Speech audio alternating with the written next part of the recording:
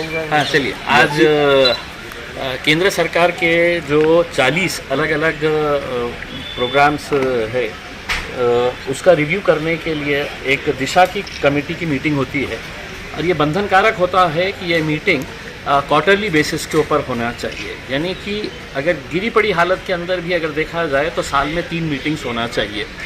इसकी एक मीटिंग अक्टूबर 2022 को हुई थी और अब 10 महीने के बाद ये मीटिंग हो रही है, जबकि 40 ऐसे प्रोग्राम्स हैं जिसके अंदर स्मार्ट सिटी आ जाता है, अमृत आ जाता है, उसमें आपका जल जीवन मिशन आ जाता है। तो ऐसे बहुत सारे इम्पॉर्टेंट स्कीम्स है जिसको रिव्यू करने के लिए कि ये स्कीम्स बराबर चल रहे हैं या नहीं चल रहे हैं, इसके लिए मीटिंग लेना ज़रूरी होता है। ये दुर्भाग्य की बात है कि केंद्र के 2 मंत्री यहाँ पर औरंगाबाद में रहने के बावजूद भी दोनों के पास वक्त नहीं रहता है ये कामों का रिव्यू करने के लिए, जायज़ा लेने के लिए। आखिरकार ये मीटिंग यहाँ पर हुई और उसमें बहुत सारे ऐसे चौंकाने वाले बात सामने आई है कि केंद्र सरकार अपने तौर के ऊपर तो बड़ी बड़ी घोषणा कर देती है कि 2022 मार्च तक हर बेघर को घर मिलने वाला है। ये प्रधानमंत्री अपने भाषणों के अंदर कई मर्तबा बोल चुके हैं, होर्डिंग्स लग चुके हैं, न्यूज़पेपर में है तो ये देते हैं, लेकिन आज भी औरंगाबाद शहर के अंदर एक भी घर प्रधानमंत्री आवास योजना के तहत मिला नहीं है। अब पिछली मीटिंग के अंदर जब ये मुद्दा आया था तो उसके ऊपर बड़ी गंभीर चर्चा हुई थी और ये तय किया गया था कि जल्द से जल्द है तो इसकी ज़मीन फाइनल की जाएगी और इसके ऊपर है तो काम शुरू कर दिया जाएगा। आज इन्होंने जो अपनी रिपोर्ट दिए है उस रिपोर्ट के अंदर महानगर पालिका ने ये एडमिट किया है कि 126 हेक्टेयर ज़मीन टोटली प्रधानमंत्री आवास योजना के लिए दी गई थी और उसमें उन्होंने लिखा है कि 126 में से 90 हेक्टेयर ज़मीन ऐसी है कि जो किसी काम की नहीं है, उसके ऊपर कोई घर नहीं बनाया जा सकता है। यानी कि बची कितनी, तो 36 हेक्टेयर ज़मीन बची। उस 36 हेक्टेयर ज़मीन के अंदर भी ये बताया गया है कि इसमें अतिक्रमण है, इसमें दूसरी ज़मीन के ऊपर रिजर्वेशन है, वो रिजर्वेशन हटाना पड़ेगा।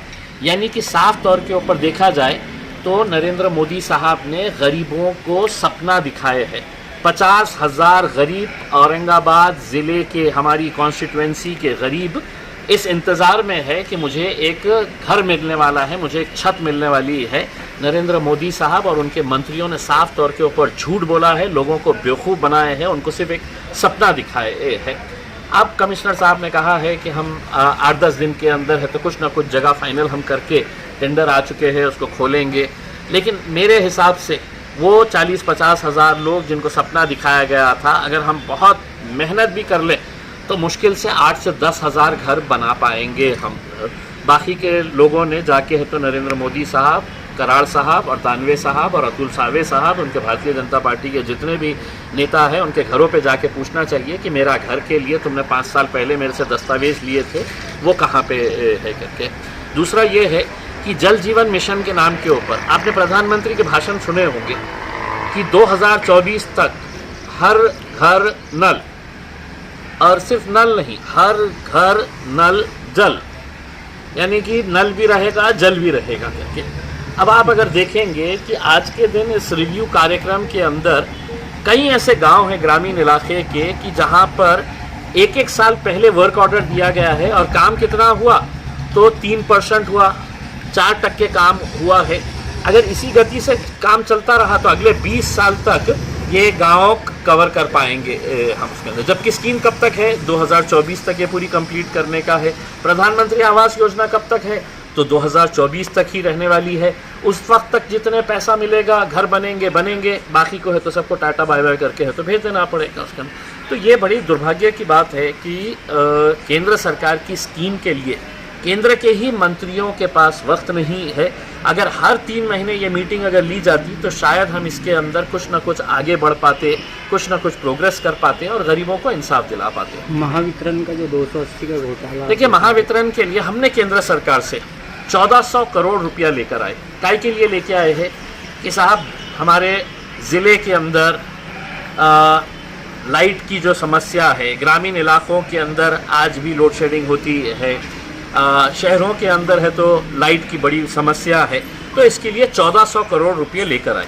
अब ये 1400 करोड़ रुपये कहाँ खर्च होना, इसके लिए एक कमेटी गठित की गई थी वो कमेटी के अंदर जो है तीनों खासदार है, मैं हूँ, दानवे साहब है, कराड़ साहब है, पूरे आमदार है, जिलाधिकारी है। तो ये सब कमेटी के लोग बैठ के ये तय करना चाहिए नियम के हिसाब से कि ये 1400 करोड़ रुपया जो आया है इसको कहाँ पे और कैसे खर्च किया जाए करके। लेकिन महावितरण के अधिकारियों ने क्या किए कि कमेटी है नहीं बताए, और नहीं है बताकर उन्होंने क्या किए कि 280 करोड़ रुपये का काम निकाले, उसका टेंडर फ्लोट किए।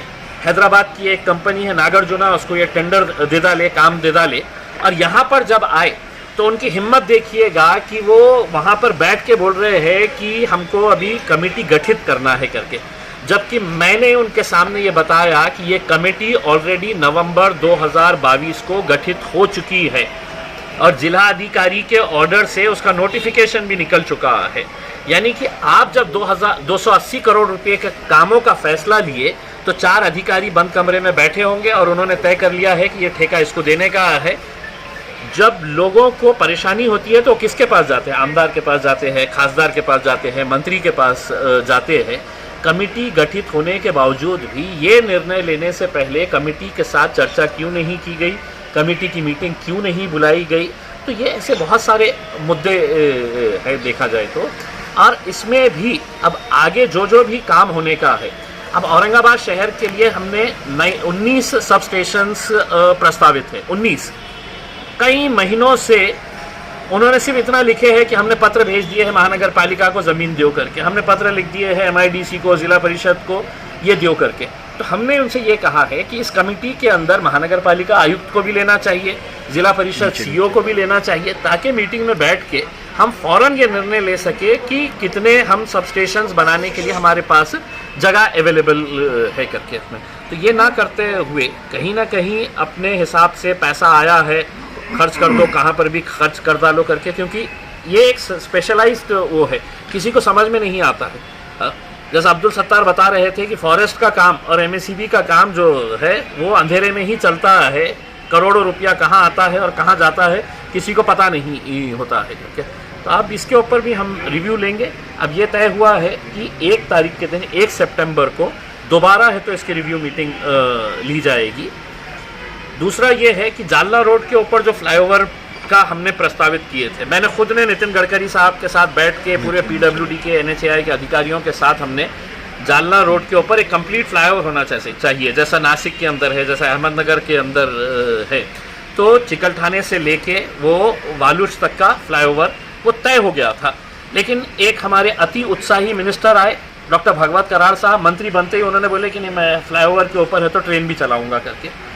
तो उन्होंने कहा कि इसका DPR तैयार करो करके। अब वो DPR जो तैयार करने वाली एजेंसी है वो फ्रॉड एजेंसी है। मैंने लिखित के अंदर है तो कमिश्नर को पत्र भेजा था कि ये आप DPR मत तैयार करिए, पब्लिक का पैसा बर्बाद होने वाला है, क्योंकि हमको आज मेट्रो नहीं मिलने वाली है करके। तो वो DPR तैयार करने के लिए 7.5 करोड़ रुपया दिया गया है।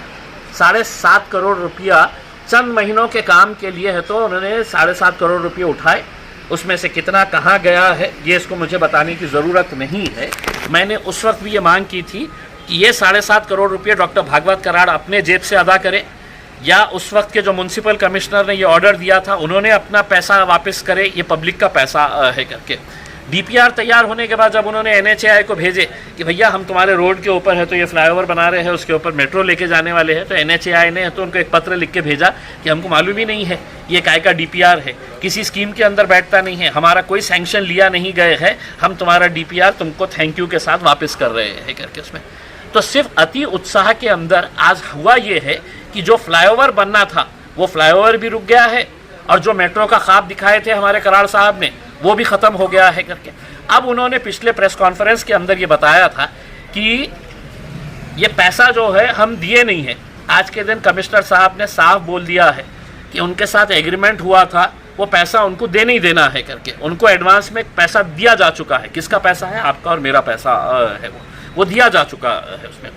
अब हमने ये तय किया है मीटिंग के अंदर, हम गवर्नमेंट को लेटर लिखेंगे केंद्र सरकार को कि ये मेट्रो का कहीं पर भी स्मार्ट सिटी के उसमें नहीं था, इसके बावजूद भी इसका DPR का 7.5 करोड़ रुपया स्मार्ट सिटी के अंदर से खर्च किया जाने वाला है या दिया गया है करके। तो ये पैसा वापस मिले या ये पैसा रोक दिया जाए करके हमको आप गवर्नमेंट ने एडवाइस करे करके। सर कुछ अधिकारी लोग बायसनेस या फेवरेटिज्म कर रहे हैं, ऐसा आपको लगता है कि सर अलग अलग योजना जब कार्यान्वित हो रही है?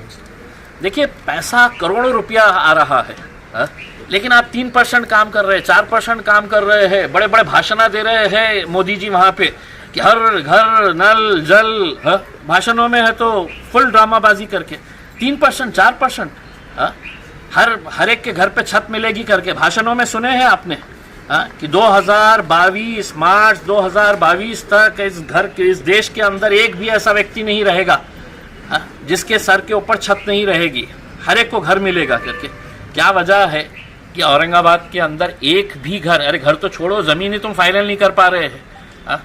मतलब ऑफिसर्स की ये देखिएगा कि सोच कैसी है कि गरीबों को घर मिल रहा है ना, तो अपने को क्या इससे होने वाला है करके।